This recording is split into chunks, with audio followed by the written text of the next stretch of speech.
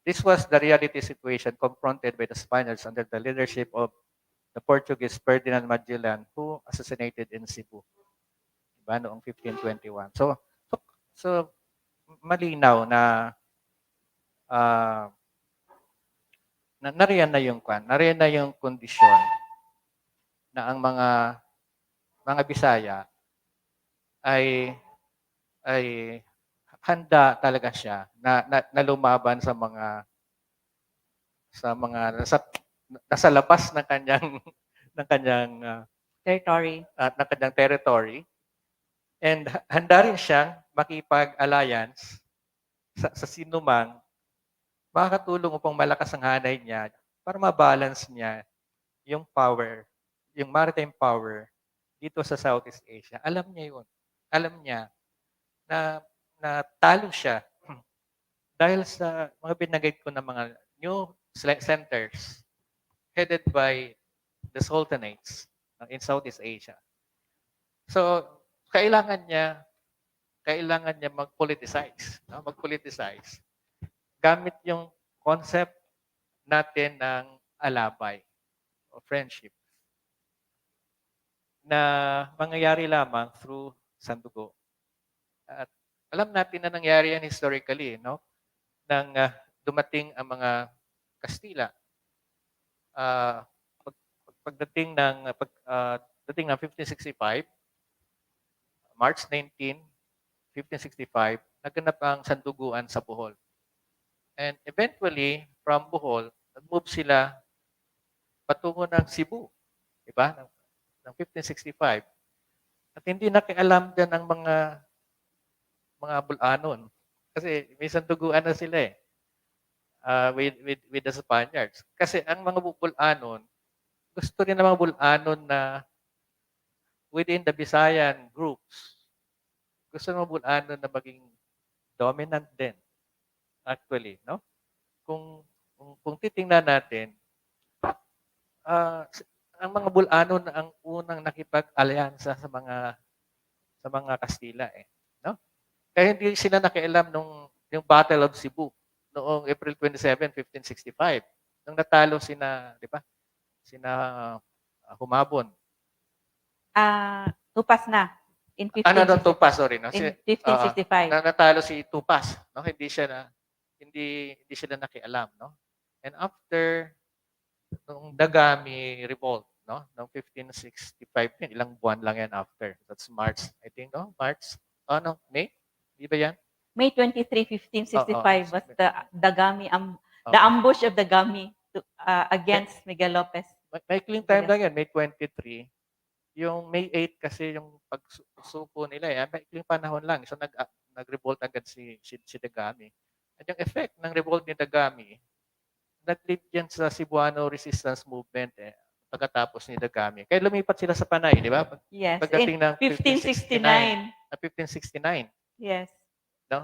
Pero klaro na rin na ang mga Cebuano is ang majority sa kanila sasama na sa mga Kastila. But not the chiefs. Oo. Sama na sa mga Kastila. Ito rin actually nangyari sa Panay. Sumama na sila sa Kastila. Kasi yung context ng Moro raiding, yung context ng dominance ng world, yung geopolitical order ng mga Muslim, malakas na rin. Kasi Manila, Muslim na And then Mindanao, majority ay Muslim na rin. Yung mga, lalo na sa mga waterways. No? At yung Bisaya, ipit siya Naipit siya. So, kailangan niya din talaga magpalakas ng hanay through this sanduguan thing known in our culture as pag-alabay, no? Yung alliance, no? Yung alliance with the Spaniards. Sa mga Spaniards, actually, gagamitin lang natin sila just to balance the maritime power in Southeast Asia. So, ganun yung ating perspective dapat. At totoo yan sa context ng mga dato Kailangan mabalance nila yung power, yung kapangyari, maritime power sa Southeast Asia through pag-alabay, no? Yung alliance with the Spaniards. So in short, sarili nating pagpapasya actually. No, sarili nating pagpapasya kung bakit tayo nakipagsundugo sa kanila. Kung bakit natin kailangan ang mga Kastila. Otherwise, magiging Muslim tayo eh. No? Magiging Muslim. Alam nila yung dominant, yung power, yung cultural dominance ng Islam all over the world. So ito yung sinamantala naman ng mga Kastila. Oo. Yung ating posisyon dito sa Southeast Asia para mabalanse yung kapangyarihan at hindi mapaalalim sa kapangyarihan ng kanilang kalaban na napasama na sa loob ng Darul Islam o ng mundong umma ng mga Muslim. So malaki ang context. Malaki ang dahilan ng ating mga pagkilos, ng ating pagsama sa Kastila. So hindi pwedeng sabihin na nakipag-coop tayo with the Spaniards. Hindi maaring napaka-simplistic yung ating pananaw ng ang mga Bisaya ay tinanggap agad ang mga Kastila. Na mga Bisaya ay sunod-sunuran lamang sa mga Kastila. Kundi meron tayong sariling pagpapasya para sa ating destiny as a people. Thank you. Sige, daghang salamat, Dr. Vic. So, actually, you would also know why they had to go to Panay because they were starved here. So, they would be given the Dagami Revolt and even the 𝗂𝗲𝘗 would give them poisoned food. And they had to resort. So, we have this book that Pamgras published, A Short History of Cebu. We published the 4th edition. That said about, so they had to practice entrada. They would forcibly go inside the houses, the homes of the Cebuanos to get the food supply. And so, of course, also according to 𝗪𝗏𝘀 of course, even if they had already the sandugo, if they would have food expeditions to nearby islands, and even William Henry Cat also said that there was actually food blockade. They would not release any food supply to the Spaniards. So the neighboring island would already know that they are coming. And then they would already say, like, even si 𝗪𝗏𝘀, the 𝗪𝗁 𝗪𝗏𝘀 would say, we have no harvest yet. You can't get any food here because we have very less harvest we got very less crops in the past harvest. So everyone actually collaborated to starve the Spaniards, and the missionary said, it's quoted by T. Valentino Sitoy saying, Cebu is a very fertile land, but we had nothing to eat. Aside from, so si Legazpi went to Panay in 1569. And before he went to Manila in 1571, he came back to Cebu to establish the Villa Santissimo 𝗪𝗏𝘶. So when he went away, when he left Cebu actually, because they were starved, the Villa San Miguel, the Spanish settlement that he built here in Cebu was burned by the Cebuanos. And then when he came back, he declared the Villa Santissimo 𝗪𝗏𝘶. And then he left 60 encomenderos, and each one of them became sick. And they escaped from Cebu to the neighboring islands. So, but of course, there were Cebuanos and Visayans, so became allies of the Spaniards. And that was why when they went to Manila in 1571, in the Battle of 𝗪𝗁𝘗, the nameless warrior of Pampanga, they were defeated because now Visayan warriors with the Spaniards. Mga Bisaya ang tumulong sa kanila. So that's how they also use the divide and rule tactics also. So now, that's so if you have questions, everyone, those from PI 100, who are still with us, so they are still with us, and of course, I haven't read yet the reaction and the comments from the students of UP Cebu who are asked by the teachers to watch. So there is already a question regarding, were those wavy lines same with that design inscribed in the manunggul jar? So is this the burial jar? Yeah, Yes. Elder. So I don't know if Dr. Vic can answer this. So would you like to answer? Yung If the kalatagan, wavy, like the design of the almost the uh, same. Almost the same. That's mm, the the ochre concept, no? So yung makita mo sa jar, sa pottery, then sa skin, sa textile, sa boat, no, sa boat, sa mga muebles, sa mga okir, sa mga Maranao house, halos pareho po ang ang design ng mga 'yan, no? Kasi ang tawag diyan ng mga babaylan, no? Ang tawag nila diyan, kaya pinag-aralan ko 'yan, mga phosphines ito, mga phosphenic lines na associated sa kung ano yung sacred, ano yung spiritually meaningful, no? Kaya yung tattoo, basically ang function niyan ay internal dress. and anting-anting also. Also anting-anting din. So You internal, mentioned that it would add power or something. yeah, because of power. Associated sa power yung tattoo. Kasi even sa Borneo, nakita ko rin, kasi nagtatattoo rin mga taga Borneo eh.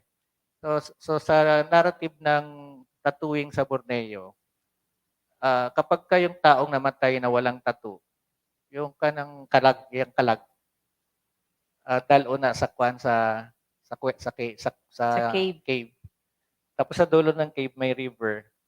Tapos pag wala kang tattoo, isasakay ka din sa boat. Pero ipapakain ka sa isang isda, yung kalag.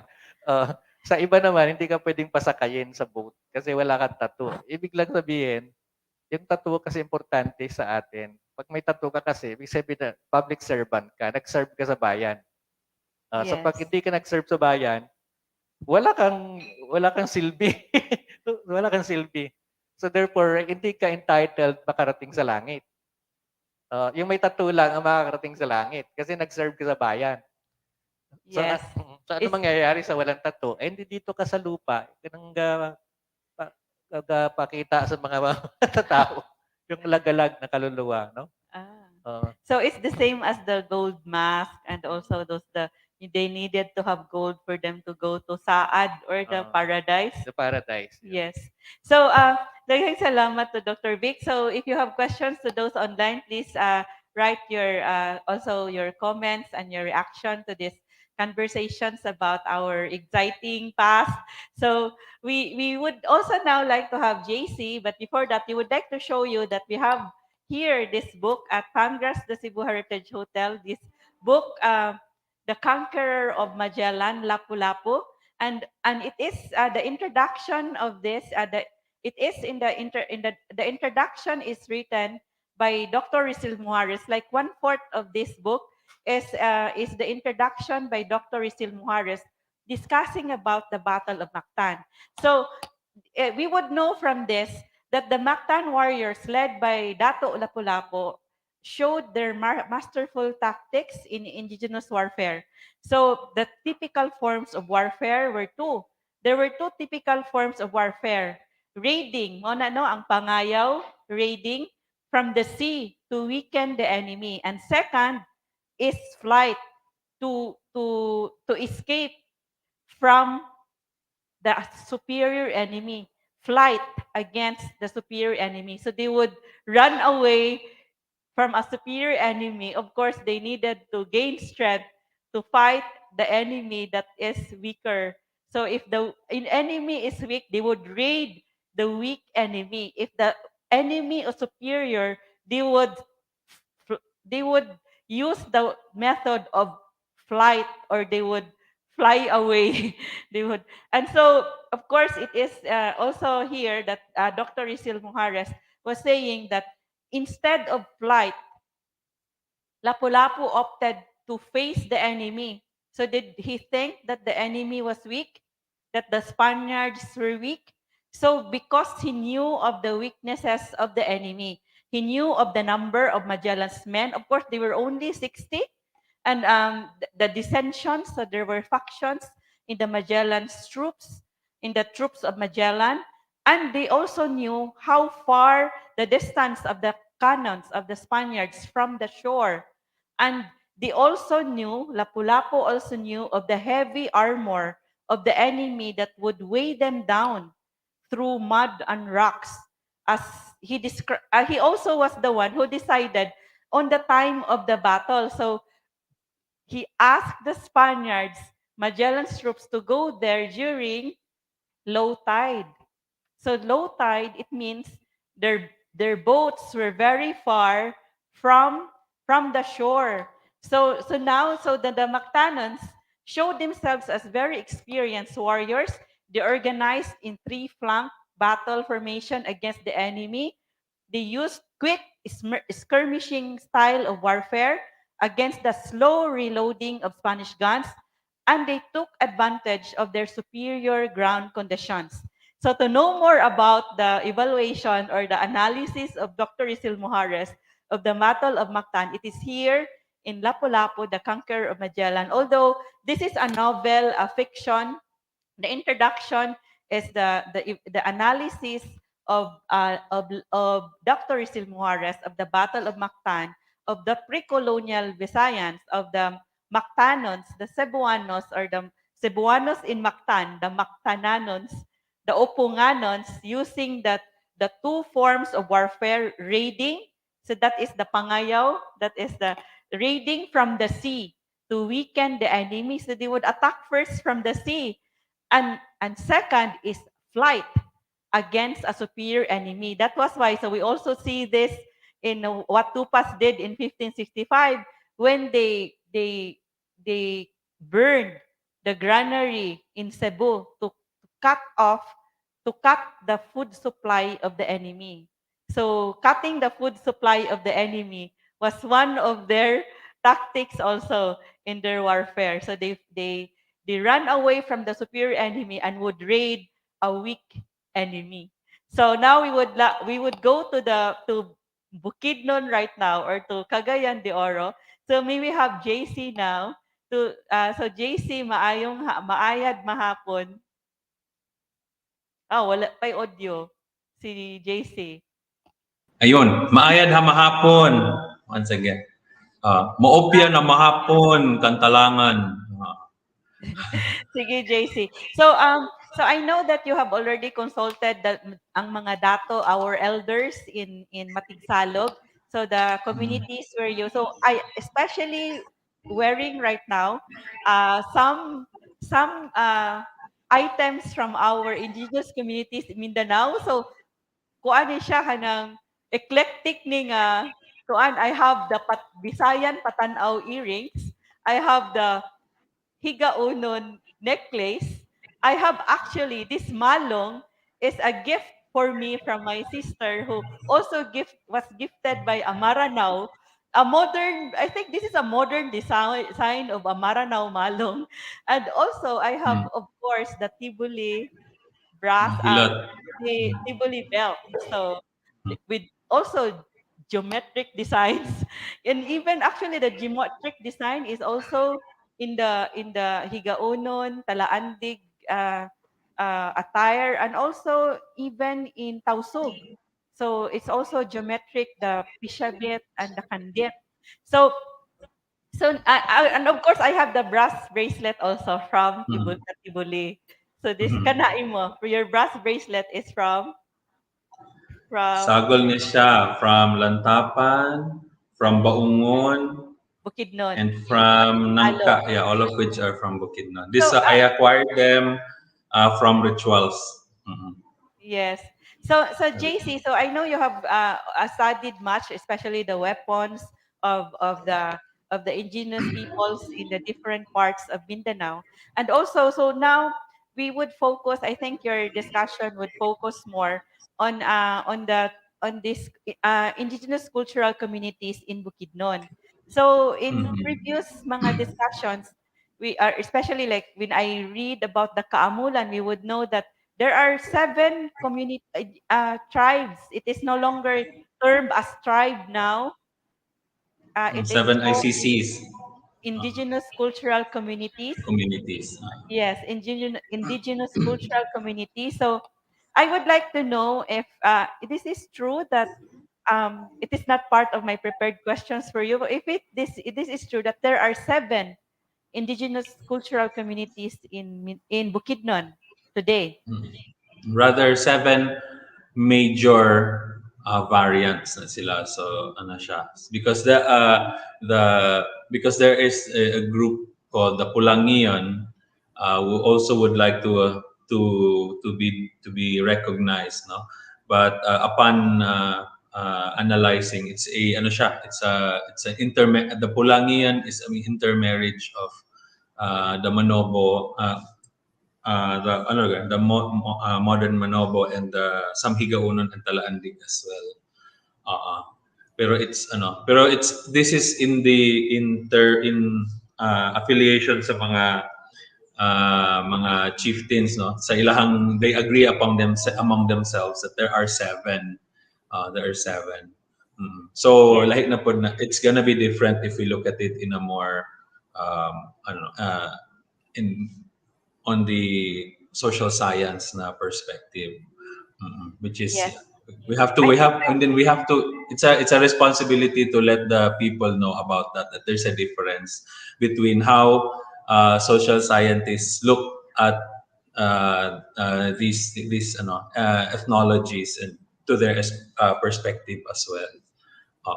Yes, I remember when I talked with 𝗪𝗪𝐸𝐽l𝐴 of the Higaonon Talaandig and the Mount 𝗪𝗪𝐴 River ancestral domain, and he was saying that it would be actually the people who would identify themselves to which community do they belong. Usually when I talk with some Higaonon and Talaandig in Bukidnon, when I went there to watch the dance or the traditional dance, they were saying that there were different. They had friends who are Talaandig, they had friends who are Higaonon, and they live in the same community. So anyway, it is just like I think it is just like the Gamuro of the ancient Visayas, right? Dr. Vic, that it is like the chief would be the one to identify who would be the members of his or her of the Gamuro. Yes. So it is the same now that it is the people who would identify themselves to which dato or the ancestral domain do they belong. So now, JC, I would like to ask you to describe this Begani and please translate what is Begani. How is it pronounced? Is it Begani? And then what is the role of the Begani and the rituals performed and which indigenous cultural communities right now still practice indigenous warfare? So the actually it's ano siya, I think I added an accentuated na e, no, it's pronounced as Bogani, no. So that was for the first time I heard one of the elders who was Bagani. That's how he wanted me to pronounce it, no? Bogani. But it can be pronounced as Bahani or Bahani among the Matigsalog language. So yun siya. So I think I prepared some slides here. So yan. So it's so Abagani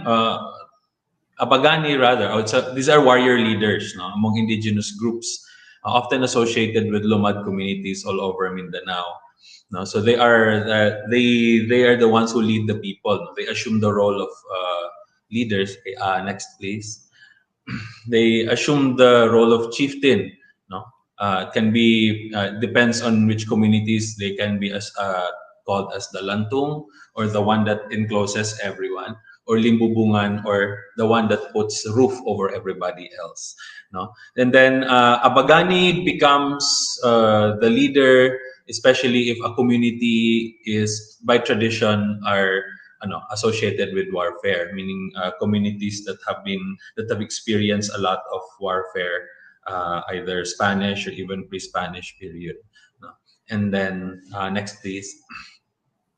So Abagani would go to combat primarily to defend their territory, and acquisition of resources, food, and other materials, also slaves as well, no? Because they have this as part of their 𝗕𝗓𝘂𝐻𝑚, no? So we will discuss that later on. So acquisition of resources, may it be food, materials, and slaves, especially during the olden times.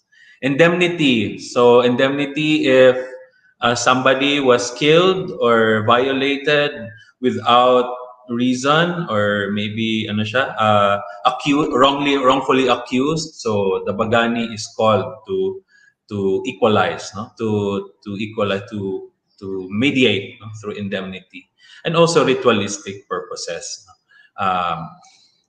So sometimes somebody might be wanting to inflict, no, harm on the other group. So a bagani is called again to equalize, no, to I don't know how it's retaliation is a very strong of a word. No? So it's something ano siya, pamawi, kumbaga, marig pang pambalos, no? Either naay somebody was killed, wrongfully accused, or somebody was violated, no, wrongfully. So muna siya ang kuan niya. Then ritualistic na ay gibarang, kumbaga. So equipment. So a bagani would often carry with him his spear, his bangko, or somebody would call it 𝗪𝙠𝙗𝙗 or tabalo. So there are actually more than 8 or 9 kinds of spears that they would carry depending on their preference. Next, please. And then they have the rectangular shield, the kalasag. No? Next. And then their long knife. Manangkabaw, Asiru, Kampilan. Kampilan, their version of the Kampilan, they would tell me that this was actually an iteration of the Moro Kampilan. They made a version of it. They believe because somehow it symbolizes the enemy. No? So they would make a version of it. Somehow parang counter-attack to the, symbolically, no? As a counter-attack to them. Next, please. Then they will have the balaraw or the dagger. So this was actually a talismanic as well, since they believe that this was a creation of Apo Tulalang. No, so he created this. So it's a close quarter na weapon. Next, please. And then utility. They have the bolo for clearing, because part of the warfare is land preparation. So they would need utility. The utility knife called the 𝗕𝗓𝘗 to clear or to get materials to build their fortresses, to build their defenses. And then the utility knife, no, particularly for stripping rattan, no, to lash the timbers together for their defenses, no, or outposts, or some would call it ilihan, or their small fortresses. Next, please. And then armor.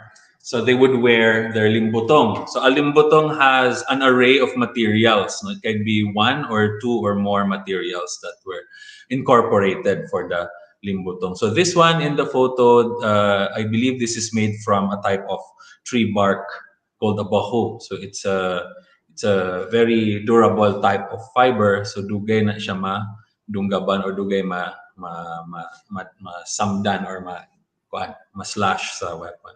And then backpack, where they keep their provisions. No, they would keep their provisions, and they would keep other materials. No? Pero most probably mga food, mga emergency na kaon, and other tools as well. Next, please. Next, okay. Ornamentation. So the traditional bagani would often go heavily decorated, and then also they would carry with them amulets, anting-anting sa Bisaya, or sa 𝗂𝗓𝗪𝙗𝗓 for symbolizing protection, no? In the belief that they will be protected. This is the material manifestation of the powers of their deities. Then ornamentation, they have to be well decorated, no? Because they have to proclaim that they are the bagani of this community. This is my lineage, and then I will attack your village. Ganun siya. So everybody will know that I will be the one doing this task, no? Um, to restore honor or similar, no? Sa ilang to restore honor or whatnot. Next, please.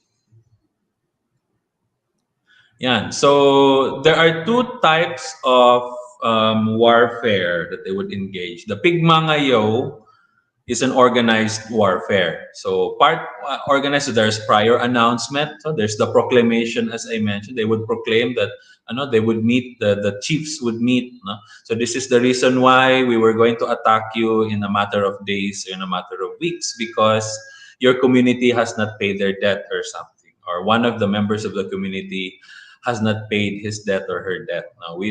So the only way to resolve this is we have to have indemnity. So we will organize a raid or a warfare. So they have this type of parang a very primitive calendar. It's a piece of fiber. They would tie it into different many knots. Each knot would represent 1 day or 1 week, depending on the agreement. So when all of the knots are untied by the so that's the time that the attack would come. So that would signify that the enemy or the other side, not the enemy, would be given time to prepare. So that's 𝗵𝗪𝐽. And then 𝗵𝗪𝘅 or 𝗵𝗪𝘅 is a sudden charge because there is a breakage of code of conduct. Meaning they have this code, very important. No, so once violated, so automatic na siya, so without prior announcement. So usually in sama na siya nga code, one of the several codes that they keep is the code of love, meaning code of marriage. If somebody is sexually violated by somebody, automatic the warrior would charge on the village and seek blood revenge. And then others should be, let's say some people did not realize that there's a certain area, or rather people did not were able to notice that they were disturbing a particular sacred ritual, or they desecrated a sacred site. So that would be a product of the 𝗵𝗪𝘅. So a 𝗵𝗪𝘅 is actually very dangerous or volatile because the rule of the 𝗵𝗪𝘅 is to have a blood sacrifice through an attack. So you cannot unless if the warrior is gifted to be guided on who's the culprit. They would have the main goal of the 𝗵𝗪𝘅 is to have, let's say, some sort of a ritualistic blood sacrifice. So but kinsa nalay makita mo, so the first person or the first thing that they would see, they would kill in a matter of days. So inana siya, that's the 𝗵𝗪𝘅, which can actually create a retaliation from the other group, especially dili mao wrong identity ang napatay. Inana siya. That's the medyo scary ang 𝗵𝗪𝘅 as to the 𝗵𝗪𝐽. Next, please. And then, so combat strategies. So the mountains or the hills around in the community that I help in San Fernando, Bukidnon, the mountains are actually named after warriors. So each mountain has a name. Usually named after the datu that used to live there, because the Bagani or Bahani prefers to live in hilltops. So they will have a good vantage point to know who are coming. Either are they visitors or are they enemies? So sinana siya. So that's one of the strategies. So each mountain has a name, and then identifying advantageous locations. So in times of a warfare, either it could be through a incoming 𝗵𝗪𝐽 or a slave raid from other communities like the Moro, for example. So they would make sure that the area can be used to their advantage. So they would, so in for example, if they would have to pass through thick jungles, they would have to make use of that. So they would identify toxic or poisonous trees or plants, if they get lucky, they would find a rearing wild boar, no? Because rearing mga mothering wild boars, mothers with what do you call that one? With children are actually very aggressive. Ano siya. So pag sulong so when the enemies would attack, so it's either mahilo sila sa mga tanong, mangatol sila sa this poisonous plants, or they would meet a very angry mother wild boar, and then also some paths that they would go through nga murag, they would lead them to nowhere. So others, plant preparation. They would prepare. They would plant lutya. Lutya is they're very specific about this. Lutya, kasi lutya is fast growing, and it's quite durable. Dili siya sensitive to weather, and then it's always available. No, so lutya. So to the communities in Lantapan, they have this project ongoing. I think it's still ongoing. The lutya project. No, in order to as a way, as symbolically to fight, to wage war at hunger.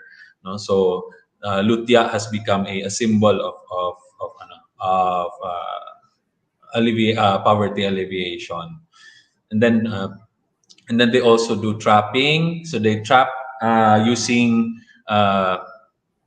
bamboo traps. So the traps that were used for hunting, they would just calibrate that for humans. May nana ilahang trapping. So before mo mag-meet, so before the enemy would meet, no, each other, they have to go through those nga mga barriers, those nga mga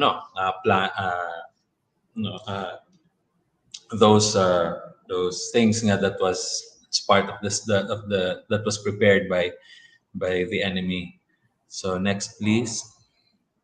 Yun na siya. And then of course, one aspect of becoming a warrior, a bagani, is the being updated, acquiring of current knowledge, acquiring of new knowledge, no? So kung if somebody can acquire a gun, or can make one, no, or can so mas advantageous. Actually, there was even one story that warriors, modern baganis, modern warriors actually learn commands from the military, and even in the rebel groups, they would learn their commands, and they would use it, to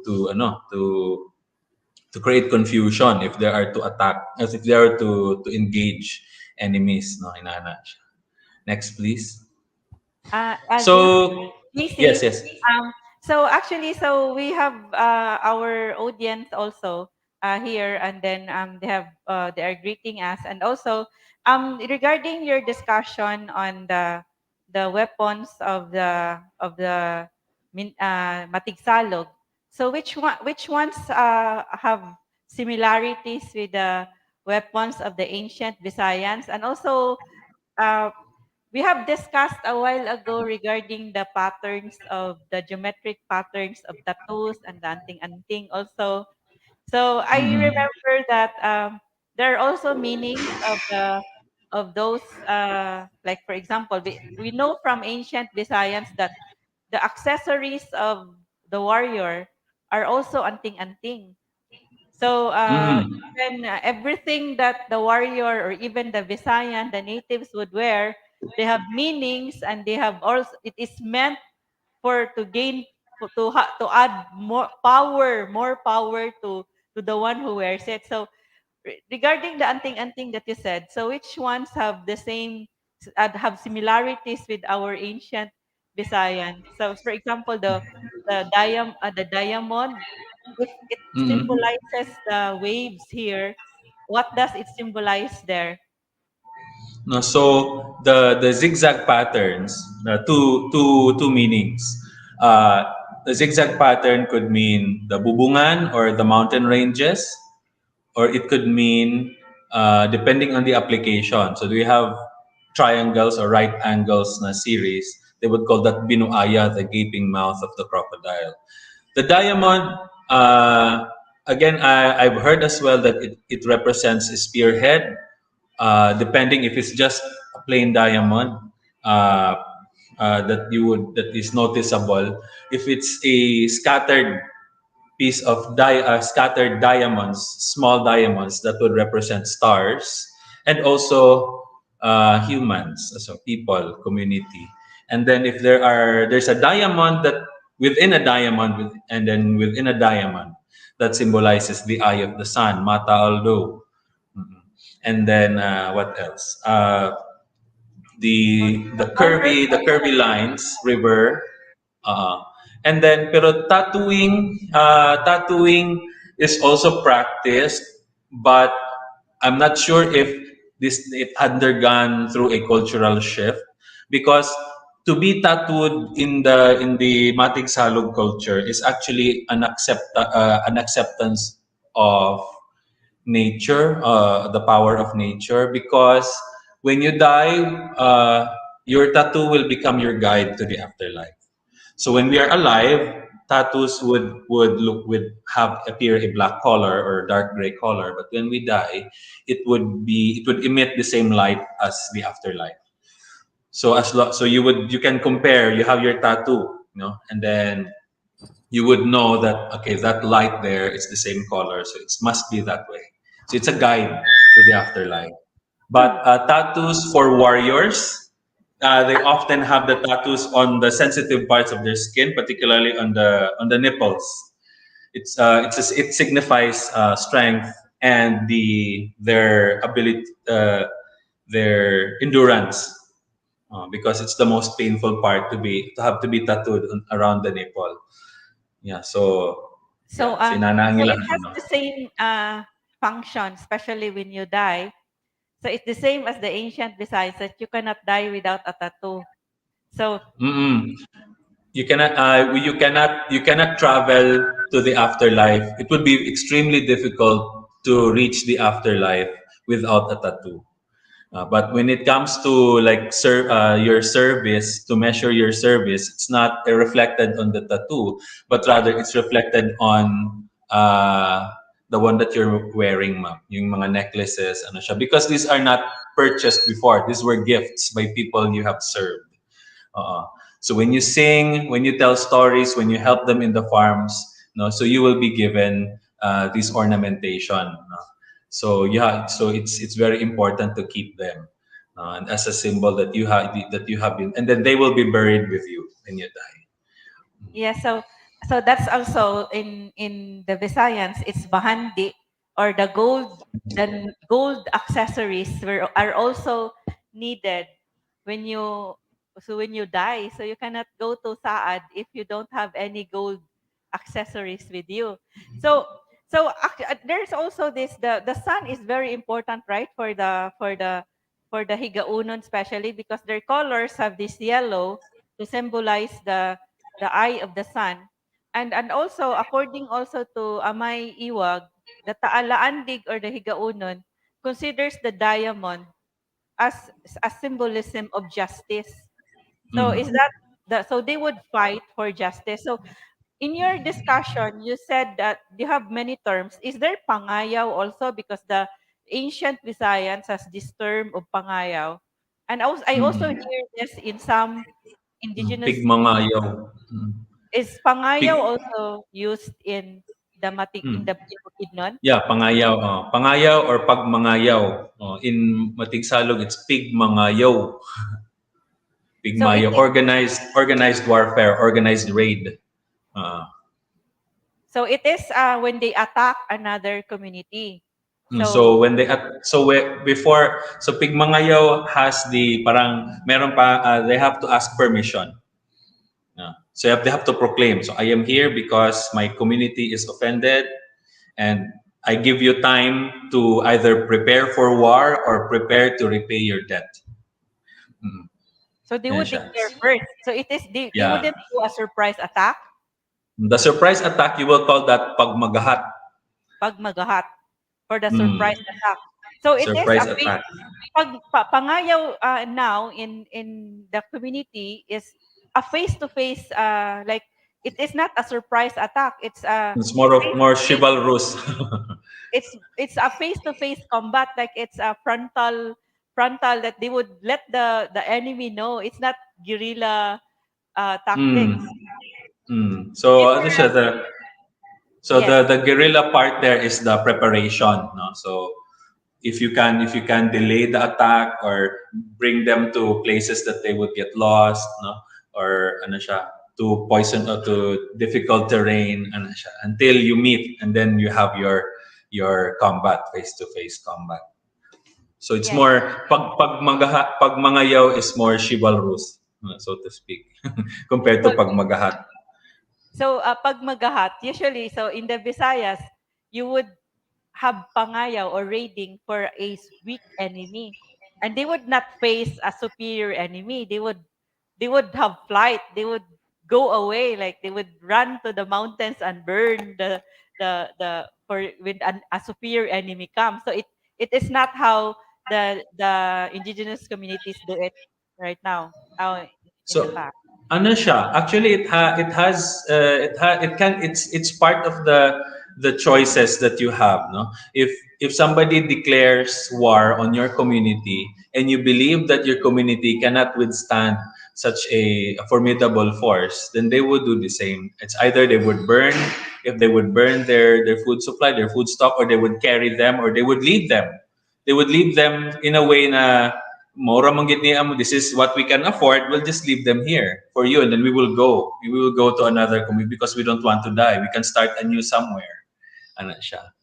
Then we would wait for a matter of time until a new village is formed somewhere, ano siya, or Yes. intermarried with other communities. Yes, marriage is also a method of warfare. Like alliance, Yes. as is an alliance. Like you discussed that in the Sulu and the Maranao, that they when they fought against the Spaniards, they had alliance by a Tausug princess or uh, it is Sultan Kudarat who married a Tausug princess for them to have alliance against the Spaniards. So now, JC, I would like to ask you regarding the known Bagani in Mm-mm. oral history in Mindanao or in Bukidnon. Mm, uh, so if you are familiar with books by uh, Hocano and Damiana Eugenio. So you would come across 𝗂𝘅e𝐽𝑒, the folk hero. So it's a staple now of the oral tradition of many indigenous groups in Bukidnon and also parts of Davao and Cotabato. Second being 𝗂𝘂tulalang, which is the storyteller of the exploits of Aguiu. And then 𝗂𝘂gapaw, I have to mention 𝗂𝘂gapaw because 𝗂𝘂gapaw is the ancestor of the Matigsalog. And Do you then have slides for this? 𝗂𝘂gapaw, JC, do you have slides about this? yeah, I have slides about this. Yes. So na siya. Next. Next. Yan, so ana siya. The protagonist of the ulahingan. So to the Talandig and Higaonon, they call this one ulaging. To the Matigsalog, it's ulahingan. So that's 𝗂𝘂agiu. So it's like a hero that was favored by the deity. So he was given the supernatural powers until he experienced a rupture. So he went to heaven with his body with him. Next, please. So again, so this is 𝗂𝘂tulalang, the storyteller. He was asked not to join in the rupture. He was asked to stay and tell stories about the exploits of 𝗂𝘂gapaw. And as a warrior, he is known for his skill in crafting weapons, such as the balaraw, which is actually, now it's often associated with the mandaya, pero the Matigsalog has the balaraw as well. And the manangkabaw or sinangkabaw, the blade the knife that I showed earlier. Next, please. And then 𝗂𝘂gapaw, the picture here, this is his well, the Manobo, the Matigsalog recognized this as his parang shrine somehow, because this is where they believe that this is where he lived. So his house devoured by the 𝗪𝗨𝘂, and then the 𝗪𝗨𝘂 now symbolizes his abode. So it's a sacred ground. So yung natin gamay kay ang sakyanan, very small. You see the pickup truck, very small. So he was the one who actually he was known for organizing a counter raid against the slave raiders, no, and then which prompted peace between the slave raiders and the Matigsalog, between them, the groups, the 𝗪𝗶𝘁 so a peace ritual. So that's the time that I know. And then in modern history, we have Dato Lorenzo Gawilan, Apo Salihan. So during the time of the Marcos administration, there were a lot of land grabbings that happened along their ancestral lands, no? And then they were pushed away by this armed goons or whatnot. So Apo Salihan or Dato Salihan, he will organize again rebellious raids, no? So his instructions was kung dili madunggan sa gobyerno ang atong pulong pinaagi sa buhi, iagi nato sa patay. So if the government cannot hear us through the living, then he will hear us through the dead. So through raids. So his strategy was he would attack migrant settlers, mga Bisaya settlers, and then he would have like names written in a grade 1 piece of paper and place them in the area so that the military would know that it was him. But because of the number of deaths, all connected to one person, it was a concern by the military, which reached the Malacanang, and then President Marcos called him and his datu, and then they had this agreement that the government shall not touch his land area. So that's one of modern baganis or modern magbaganis in modern time na nakaabot gid sa Malacanang. That's si Apo Salihan. Yan siya. So JC, I remember Amay Iwag of the Dato Amay Iwag Ninsahay telling us last January regarding how the indigenous cultural communities have been killed or have been destroyed in so many aspects like in religion, in their healing practices, and even the destruction of the Bagani. So, so would you agree that right now the Bagani is now being destroyed, but how do they continue, or how do they Amay Iwag was actually so emotional sharing about that, how their children, how the indigenous children are being schooled by another kind of education, not according to the traditional culture of the, for example, 𝗪𝗟𝘓𝑛 Talaandig. And he also mentioned about the Begani being destroyed or their yeah. traditional warfare. Yeah, because they found that the Bagani is a very powerful leader, and then he is the one that people would turn to in times of conflict and in times of unrest, because the Bagani is the most innovative and the most industrious member of the community. And then for some groups or some organizations, that would try to destroy, or rather to keep the indigenous people at bay, they had to manipulate it. They had to change the image of the Bagani as a mere bloodthirsty, barbaric image, and then they belong to the lower ranks of or rather the informal militia group. Parang they were given the image na kulto daw na sila, and they're just bloodthirsty, but actually they're much more than that.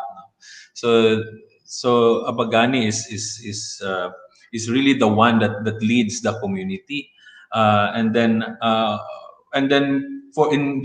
at present time we have the natives, the datu and the elders have been trying to find ways to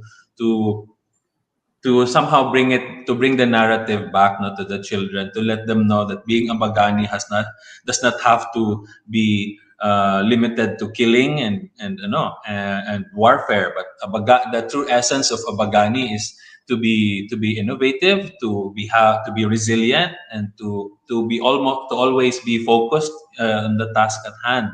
No, so and always learn, always study, always learn new things in order to be in order to be advantageous, no, in order to be able to keep up with the times, to keep up with the enemy. So enemy does not refer to person now. Enemy is refers to the situation that they're in, may it be poverty, may it be hunger, or maybe even politics, no.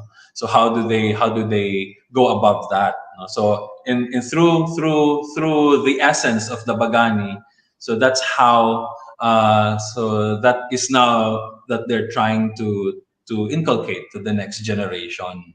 Yes. uh, JC, please tell us now what happened to the Bagani in the modern times. So how is the Bagani now in the modern day Matigsalog community? So the Bagani is known to be, again. So if you go to the community, if you go to the indigenous communities, you would know that the person might be the Bagani or a descendant of the Bagani. It's because he has the most number of livestock, and has the biggest farmland, because he is the most hardworking and the most innovative of the community. And then for let's say modern lumads now that would want to join, the lowlanders, the urban centers. So usually the stereotypical occupation that a person with a Bagani spirit can enter is military, police, no. Uh, pero these are just very, very, very little. If they wish to be more reconnected to their roots, no. But maintaining the essence, they can actually enter any occupation. A teacher, a Bagani can be a teacher. A Bagani can be, what you call this, a professional, a lawyer, for example. Uh, because if it requires resilience, strength, focus, innovation, uh, it's there. The spirit is there. The essence is there. So it does not have to resort to killing or warfare. Sinana siya. So JC, that's our last question for you, our prepared question for you. Or do you have other slides to show? So we have actually a Uh, question. We have so many greetings from our online audience that have become um, more at this time. So we have more online audience now than compared when we started. So there is a question from Albert John Manalo. How are the tattoos ayun. applied on the skin? So before you answer that, maybe you can answer that, or maybe also Dr. 𝗕𝗓𝘂 can answer that. So there are greetings from Jared from the Pateros National High School. We have Cassandra, also Singanon from Pateros National High School, John Chris, Lorenzo, and also Gimalodin Zainal. We have Crisel Olaya, Kyle Sanchez, and Ferdy Aparticio says, special thanks to our head teachers and coordinators of Bariling Panlipunan and students of 𝐕i𝐜l𝐴 Tapat for joining the online lecture, making time count as classes are suspended. It is because of the Taal volcano. So, and then I saw a comment a while ago on Facebook. We have experienced this before. Would this go on until 2 years? So, and Heidi Benigay. So, would you like to answer that question from John Manalo? So, I mean Albert John, regarding how a tattoo is being, how do you make, how do you create a tattoo? Would you like to answer? Um, yeah, actually. It's interesting, no, the tattooing practice, mga matigsalug, because because the most popular tattoo artist, indigenous tattoo artist, is 𝗏𝗏𝘓, and he uses thorns of the pomelo tree, if I'm not mistaken. The matigsalug, they use a small knife called the 𝗪𝗪𝘁. It's a very small knife. It's about this long, about a finger's long, or a little bit longer. Then they would use that to incise on the upper layer of the skin, and then they would apply the ink that's mixed with water. So the ink would be coming from the 𝗪𝗪𝘁 sap. They burn that, creates this very thick smoke, and they would collect the smoke using either a pot or a pot or a banana leaf, and then they would mix that with water, and that's the one that they would use to apply on the scar. And they would have this very fine effect on the skin, tattooing effect. So, yeah. And before the knife, before steel, they would use a type of grass, sharp grass, a thick grass with a jagged edge that can create these incisions, the skin, and then they would apply the soot. Yes. So last year, actually, on the same day today, a year ago, today in history, we discussed about tattooing. So we had Piper Abbas here. Si Piper, yeah. Has the different kinds of tattoos, like his tools, that he has traditional tools also. He is using traditional tools in tattooing. He is also of the 𝗪𝗓𝘗. I think he is with the 𝗪𝗓𝘗 of Bukidnon. And so please look for that live event last year, September 22, 2022. so so now, thank you very much. Daghang salamat. Salamat tungkay JC. Kanya, salamat to all our dato in the Matigsalog, 𝗪𝗓𝘗, Talaandig, who gave us all these information and these insights into our past. So of course we see the really the live personification of our past in the practices right now of the indigenous communities. So we have so many audience, so right now greeting us. So we would now go to, if you have questions, those in the online, because we have less people now on site. I think they are preparing already for the search for Warrior Dagami 2023. That will happen at 7 p.m. tonight. And by the way, the first 7 guests at Hardin Dagami tonight will get the free cocktail named 𝗎𝗓𝘂. The cocktail of the month is named 𝗎𝗓𝘂. You will get more. 𝗎𝗓𝘂 is the Bisaya word for bravery. And our warriors are always, they have this characteristic of being 𝗎𝗓𝘂, being not afraid to fight, and being not afraid to die for glory, for freedom.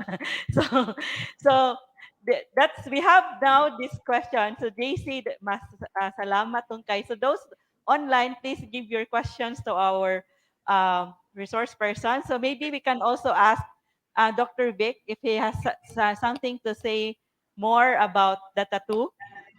That is the question from our audience. So ang audio. Hello. Mic test. Yes. Well, nabanggit na ni JC yung process ng tattooing. Siguro ako naman doon sa functions, no, ng tattooing. No? So kanina, may... JC, can you hear Dr. Vic? Is there audio? Yes? Yeah. Ayos lang. Okay na. Sige. Okay. Sige, Dr. Vic. So doon ako sa function, no, sa function ng tattooing. Kanina nabanggit ko, isa sa function niya is ano siya, no? Siya yung marka ng taong nanilbihan sa bayan, no? So ikalawa, ano rin siya, no? So, yung kanya aesthetic function. Ang gamit din ng tattoo basically ay para ma-enhance yung no, yung no, ng isang tao. Dalawa, yung kanyang spiritual function. Spiritual function ito, ginagamit yung tattoo, no, para may tabo yung bad spirits. So, para something like bagwine in Chinese, no? Parang bagwa. Lagay mo sa door, no? Or synonymous din siya with the panulong of Maranao House, no? Para may tabo yung mga bad spirits, no? So ganun din yung yung tattoo. So pagka tattooed person ka, so hindi ka na mapasok ng mga masamang espiritu. So hindi ka na rin maliligaw, hindi ka magkakasakit. So lahat ng may kinalaman sa danger sa buhay mo, protect ka ng tattoo. Ginagamit din ng tattooing sa healing practices. In fact, may mga grupo sa somewhere in Central Luzon, sa Mount ano ito, tapos may Pampanga, no? May mga grupo daw diyan, no, na ginagamit sa kanang healing practices ang tattooing. Pero ang tinatattoo nila ay no, 𝗪𝗏𝘕, no? 𝗪𝗏𝘕. So, maaring permanent tattoo. Ang iba naman daw ay lang, mga temporary tattoo. Pero malimit ang tattoo talaga ay isa siyang social mechanism para ma-protect yung life, ma-assure yung ating ginhawa, yung wellness.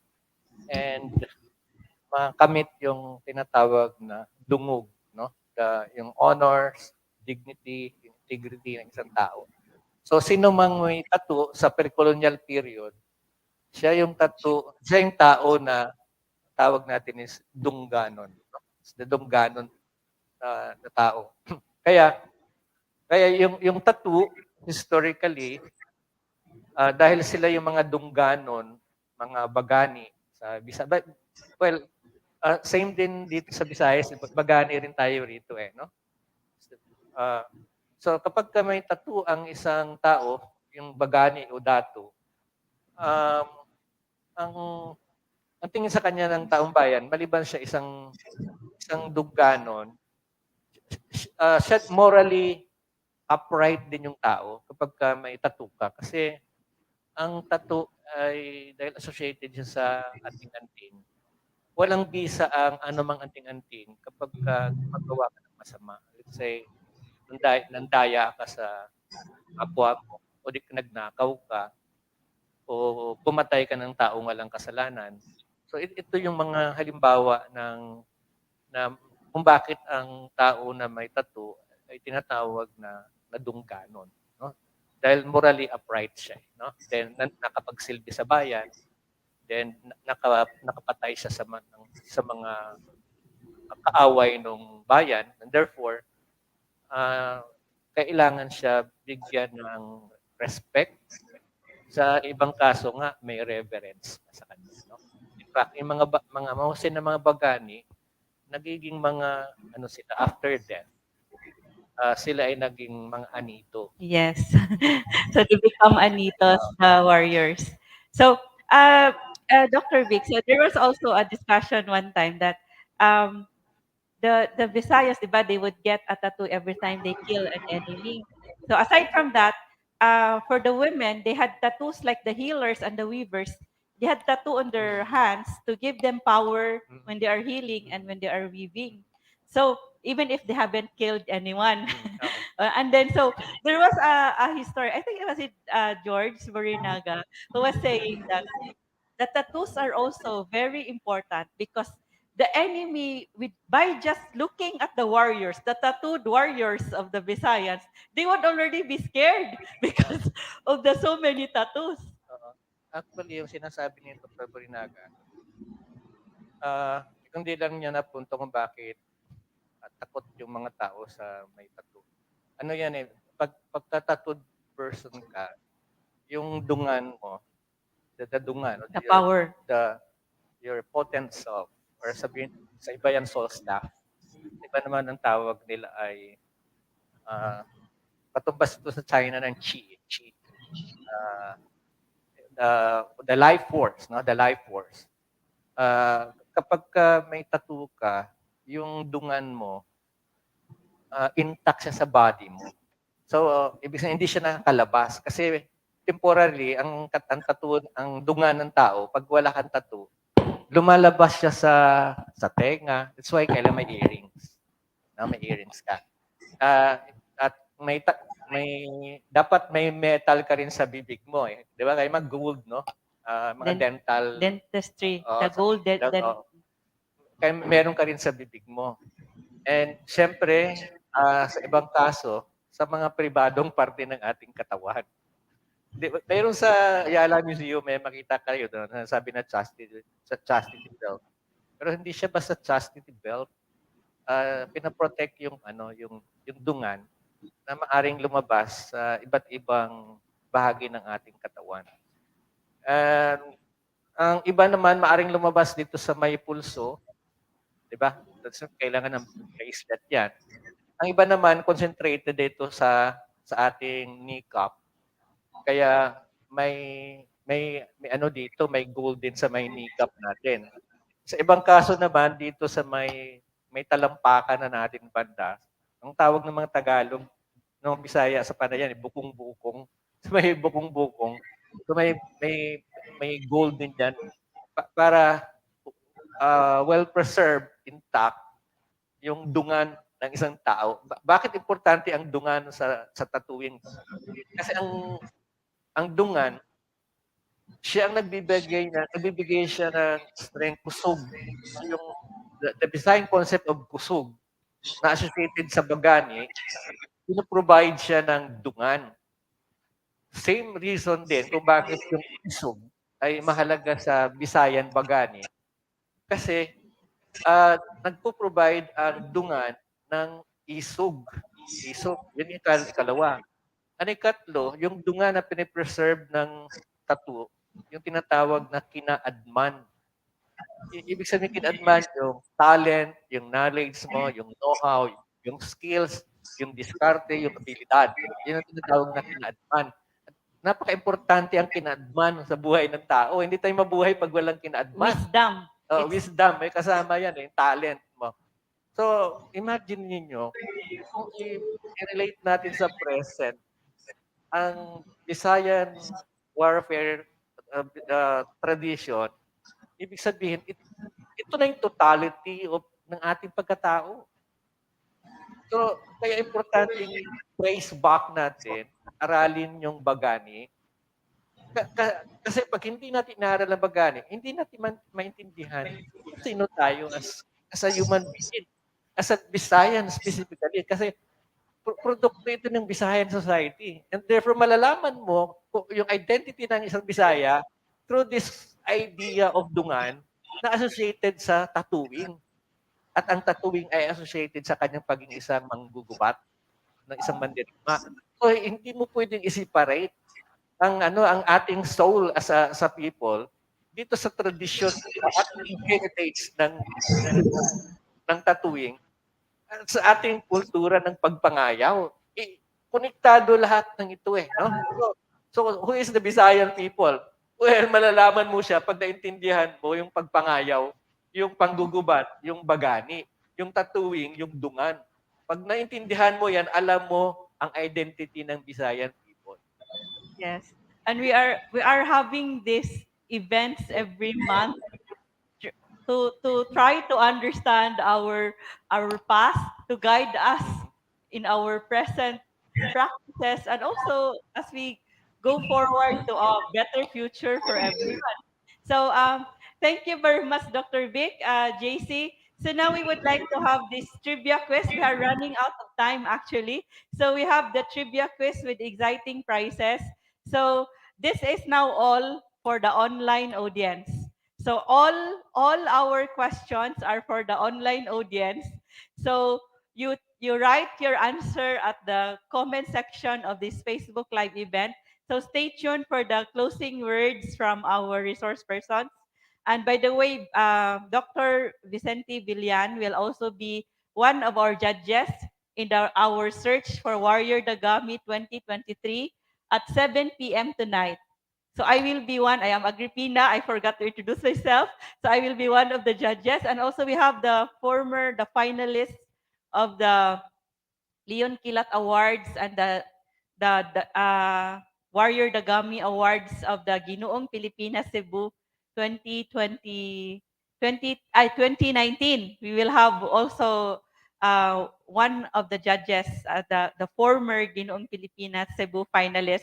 So we have this question before I ask the trivia quiz. So if you are able to answer the question, you get an exciting prize that you can claim when you come here to to come to Cebu and visit Palmgrass to Cebu Heritage Hotel. So we have this question from I think from Ferdy from Taguig City and Patero saying, is there a monument or historical marker in Cebu to memorialize the heroism of 𝗪𝙁𝙁 Dagami? So Ferdy, thank you for this question, and this has been also the concern. I think one of the members of the National Historical Commission of the Philippines was saying about this, but maybe this is being worked on, but until today, wala pa ni siya. So there should be a marker in Gabi, which is now Cordoba, Cebu, and there should also be a marker here in Cebu City where he ambushed near the fort of the Spaniards, where he ambushed the troops of Miguel Lopez de Legazpi.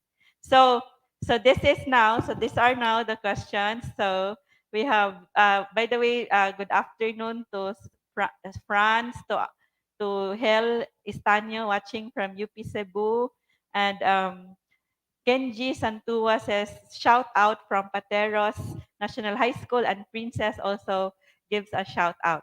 So we have this exciting trivia quiz. So we have 3 questions. Everything is for the online audience. There is also a comment from Ellen. So can we show the comment from Ellen? Ellen, a tour guide, very informative forum shared by our speakers this afternoon. As regional tour guide based in Cebu, I have another takeout of knowledge and insights discussed here for the added commentaries during the tour. Thank you so much to Ms. A and for this avenue of knowledge empowerment. So daghang salamat, Ellen, for always learning and retracing with us the Cebu Visayan history and culture, and sharing this with your tourists, the ones that you tour around the different parts of the Visayas. So these are now the questions. So the first question. So this is actually our questions are very easy. So first question, and the one who would answer this would get what is the cocktail? 𝗎𝐸𝐳t𝐞 cocktail. You get a free cocktail of the month. So this is a very easy question. How does isog with iba aslum din? Basta isog ka, kaya ni mo ang aslum din. Iba, it has iba, it has lemon, and it has tequila. And did you know that tequila, according to our Mexican resource person, I mean the Mexico-based resource person during our discussion of the galleon trade and music, that the Mexicans learned how to process the tequila through the tuba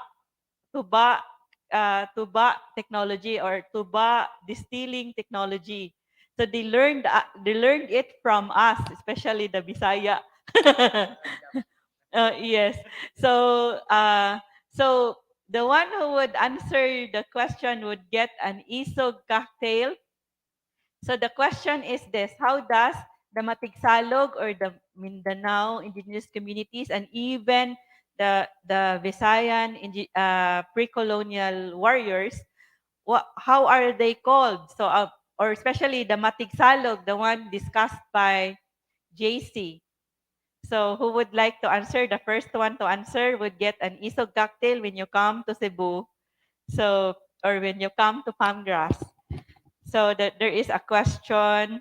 Shout out to the 𝗪𝗶𝘂 Block B, UP Cebu, 𝗂𝐵 Block B, Erica, Monique, Miranda. So the first one to answer, may we have, I think, so the first one to answer, congratulations to the students who have, or the students and the audience who have really listened to our discussion and answered correctly.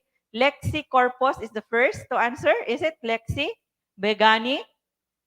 So Begani with a B with accent. Is it Lexi? Yes, Lexi. Congratulations, Lexi, from where you are in the Philippines. Please tell us. And then pwede na to ilista na to ang name sa the one who answered. Lexi Corpus, congratulations. You get an isog cocktail, and we hope that when you drink the cocktail, you become as isog as our warriors in the Visayas and warriors in the indigenous cultural communities. So, daghang salamat to Lexi and to all who answered correctly. Mary Ann, Erica, Angeline, thank you. Lexi is from Pampanga, so you have a drink to look forward to when you come to Cebu. You will get an isog cocktail with iba. So iba is kamyas. Kamyas in Manila, iba is kamyas, but you would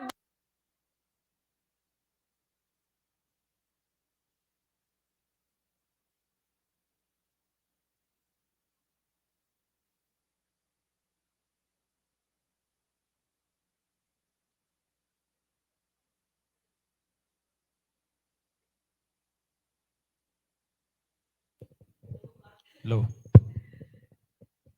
So, sorry kay nahutdan og power ang isog, nahutdan og power ang microphone nako, nasobraan siya og isog, nahurot siya. So daghang salamat to Miguel is from Cebu. Regards to AJ. Kinsa man ni si AJ? So our DJ tonight. So our multi-talented staff at Palmgrass who also portrayed a warrior will be our DJ tonight in our dance party for the 𝗪𝗪𝐷𝐸𝐴 anniversary dance party. So congratulations to Lexi from Corpus from Pampanga.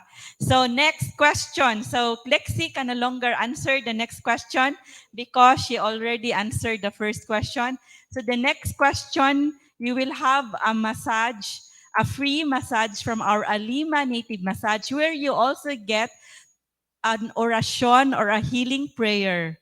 So we actually studied the prayers of our Babaylanes in the artifacts of the potsherds that were deciphered by Dr. Rolando Borinaga. And we studied how they phrase their prayers. So you will have a healing prayer and orasyon when you get a massage from our 𝗪𝗲𝐴 native massage. So you get a hilot sa ulo ug likod. It's a massage of the head and back. So the question is this, and this is very easy, a very easy question. So please show our question. So you will have please show the question. Can you show the question? Yes. So, kini, very easy. Name one weapon of the ancient Visayans. And this is also, you can name an ancient weapon of the Visayans and or a weapon of the indigenous cultural communities. So, please write your answer at the comment section and you get a free hilot sa ulo og likod with an orasyon at Palmgrass 𝗪𝗲𝐴 native massage. 𝗪𝗲𝐴, by the way, means to take care, and it has also the word alim in the word, which means to heal, and lima in the 𝗪𝗲𝐴 means the 5 fingers of the hand. So we have answers from our our online audience. AJ Blade reviews. Unsa day ni lahi day ni? Sa Blades day ni.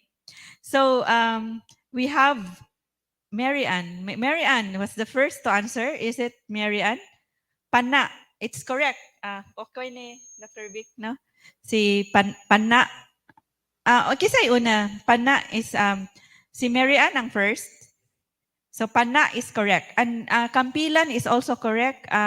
Spear is correct. Bangkaw is correct. But the first one to give the correct answer is Mary Ann Ribaño. Congratulations, Mary Ann. From where are you? In the Philippines or the world? So you get the, please list down the name of the one who answered correctly. And Sundang is also correct by Miguel Ramon Quito Sotiliano. Bangkaw is correct by Albert John Manalo.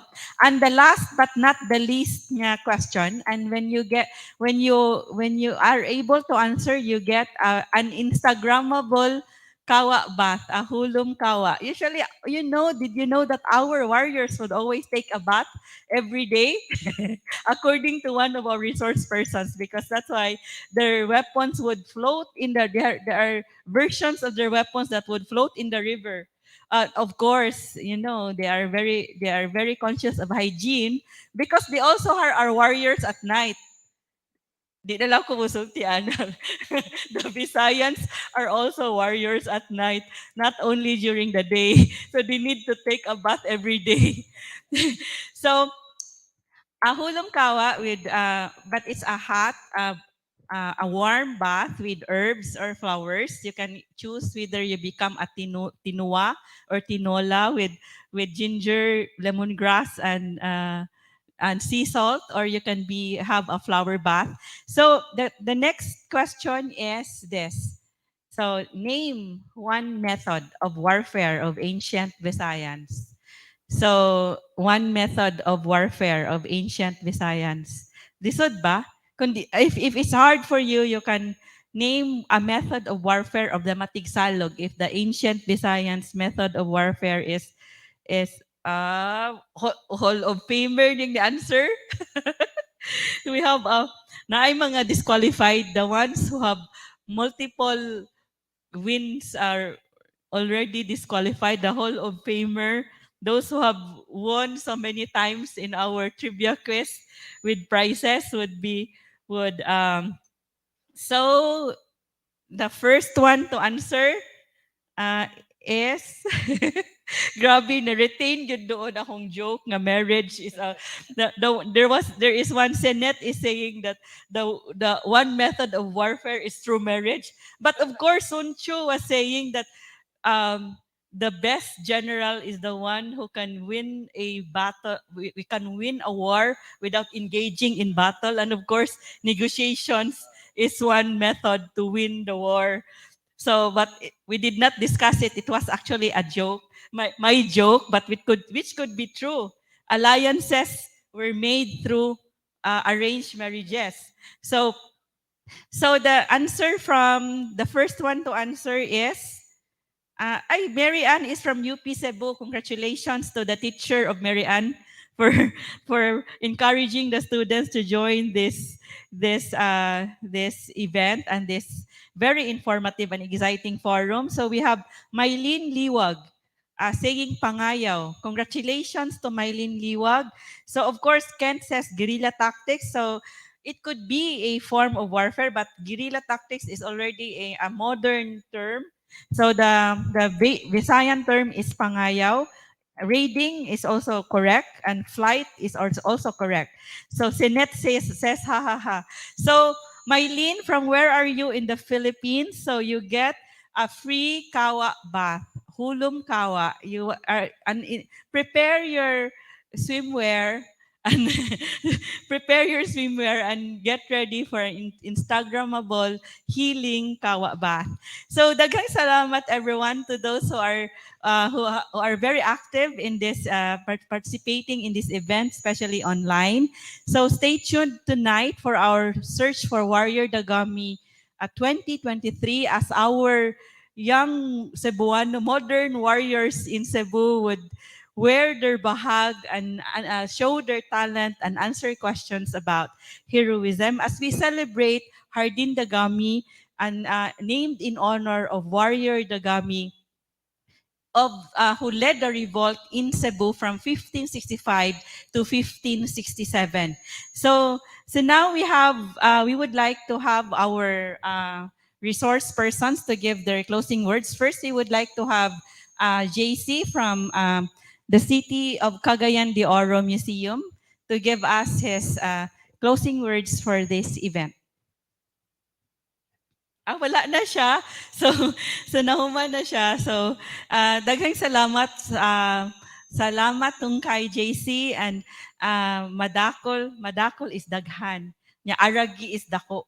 Salamat to the mga dato sa lantapan, and to the Matigsalog Indigenous Cultural Communities, and also shout out also to the 𝗪𝗲𝙗𝘀 Talaandig Indigenous Cultural Communities of Bukidnon who provided me with the accessories, and also of course to our Tibuli Indigenous Cultural Communities for these brass bracelets, and of course this Tibuli belt. So now we have our professor from the University of the Philippines-Diliman, Department of History, to give us his closing. May we fix his microphone? Young mic.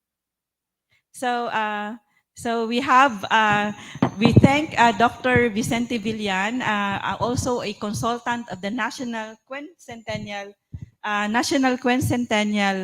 Committee and the 500 years celebration.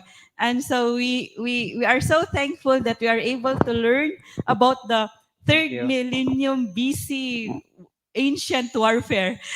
Dr. Vic. Well, thank you. Babalikan ko po yung sinaunang kasabihang Bisaya, ano? Dili mulingis ya gikanan, dili gid moabot sa iyang padtuan. Actually, ito yung kasabihan na pinalaganap ni Dr. Jose Rizal. Pero ito po ay galing sa Bisaya na translated as ang hindi lumilingon sa pinanggalingan ay hindi makakarating sa kanyang paruroonan. Mahalaga yung paglingon, ano, di ba? Yung paglingon kasi nasa paglingon lang natin makita yung tinatawag na may saysay na nakaraan. Pag sinabi natin may saysay, tinutukoy natin yung kung ano yung meaningful, ano yung essential, and ano yung relevant for us. So sa ginawa natin ngayon, may saysay yung ating ginawa kasi binigyan natin ng meaning yung pangugubat, yung bagani, nakita natin yung meaning niya sa present context, no? Dahil hindi lamang narrative yung ating nakita, kundi yung ano ba yung gamit niya sa kasalukuyan pag sinabi nating pagpangayaw o bagani. So ano yung kanyang function, no, sa buhay natin ngayon. Essentially, nakita natin na by looking back, no, doon sa pangungubat at bagani, yung ating karakter as a person, as a human being, ay traceable doon sa konsepto ng bagani at ang ginagawa ng bagani. In fact, sabi ko nga kanina, sa pamagitan ng pag-aaral natin sa traditional warfare, ma-associate natin yung tattooing and makita natin yung inner self natin as a people, yung ating identity as a Filipinos in general. No? So hindi lang din sa Bisaya natin ito nakikita. Yung idea ng soul, yung idea natin ng identity, ay mahahanap natin sa magitan ng pag-aaral natin sa tradition ng pangangayaw, sa gawain ng bagani.